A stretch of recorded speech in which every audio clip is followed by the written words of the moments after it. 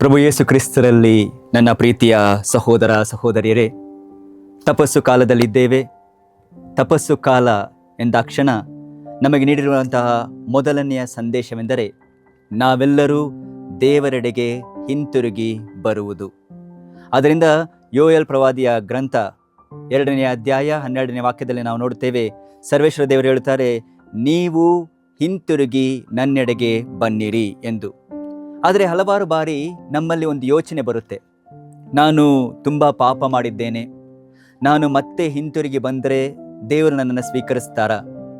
ನಮ್ಮಲ್ಲಿ ಒಂದ್ಸರಿ ಒಂದೊಂಥರ ನಾಚಿಕೆ ಕೂಡ ಇರುತ್ತೆ, ನಾನು ತುಂಬ ದೊಡ್ಡ ಪಾಪಿ, ಇಷ್ಟೆಲ್ಲ ಮಾಡಿದ್ದೀನಿ, ಈ ಸಾರಿ ನಾನು ಹಿಂತಿರುಗಿ ಬಂದರೆ ದೇವರು ನನ್ನನ್ನು ಸ್ವೀಕರಿಸುತ್ತಾರಾ ಎಂದು. ಆದರೆ ಇಂದು ನಮಗೆ ನೀಡಿರುವಂಥ ಒಂದೇ ಒಂದು ಸಂದೇಶವೆಂದರೆ, ನಾವು ದೇವರೆಡೆಗೆ ಹಿಂತಿರುಗಿ ಬರುವಾಗ ದೇವರು ನಮಗಾಗಿ ಕಾಯುತ್ತಿರುತ್ತಾರೆ. ಆ ತಂದೆ ನಮ್ಮನ್ನು ಸ್ವೀಕರಿಸಲು ಸದಾಕಾಲವೂ ಕಾಯುತ್ತಿರುತ್ತಾರೆ. ಇದನ್ನೇ ನಾವು ದುಂದುಗಾರನ ಮಗನ ಸಾಮರ್ಥ್ಯದಲ್ಲಿ ನೋಡುತ್ತೇವೆ. ಆ ಕಿರಿಯ ಮಗ ಎಲ್ಲವನ್ನು ತೆಗೆದುಕೊಂಡು ಹೋಗ್ತಾನೆ.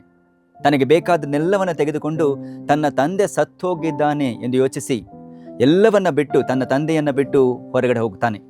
ಆದರೆ ಹೋದಾಕ್ಷಣ ಅವನಿಗೆ ಗೊತ್ತಾಗ್ತದೆ ಅವನು ಮಾಡಿದ್ದು ತಪ್ಪು.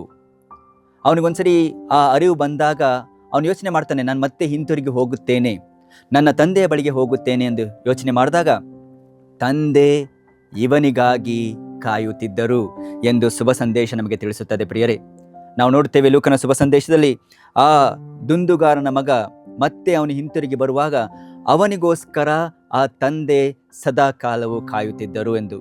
ಪ್ರಿಯರೇ, ತಪಸ್ಸು ಕಾಲದಲ್ಲಿದ್ದೇವೆ. ತಪಸ್ಸು ಕಾಲವೆಂದು ಹೇಳಿದ ತಕ್ಷಣ ಇದೊಂದು ಆಶೀರ್ವಾದದ ಸಮಯ. ನಾವು ಹಿಂತಿರುಗಿ ಬಂದಾಗ ಆ ದೇವರು ನಮ್ಮನ್ನು ಸ್ವೀಕರಿಸಲು ಸದಾ ಸಿದ್ಧರಾಗಿರುತ್ತಾರೆ. ಇದಕ್ಕೆ ನಾವು ಮಾಡಬೇಕಾಗಿರೋದು ಒಂದೇ ಒಂದು ವಿಷಯ, ಅದೇನೆಂದರೆ ನಾನು ಮೊದಲನೆಯ ಹೆಜ್ಜೆಯನ್ನು ಇಡಬೇಕು. ಆದ್ದರಿಂದ ಈ ಒಂದು ತಪಸ್ಸು ಕಾಲದಲ್ಲಿ ನಾವು ಹಿಂತಿರುಗಿ ಬಂದು ಆ ದೇವರು ತೋರಿಸುವಂತಹ ಮಾರ್ಗದಲ್ಲಿ ನಡೆಯಲು, ಅವರ ಆಶೀರ್ವಾದಗಳನ್ನು ಪಡೆಯಲು ನಾವೆಲ್ಲರೂ ಸಿದ್ಧರಾಗೋಣ. ಆ ದಯಾಮಯ ದೇವರು ನಮ್ಮೆಲ್ಲರನ್ನ ಆಶೀರ್ವದಿಸಲಿ. ಆಮೇನ್.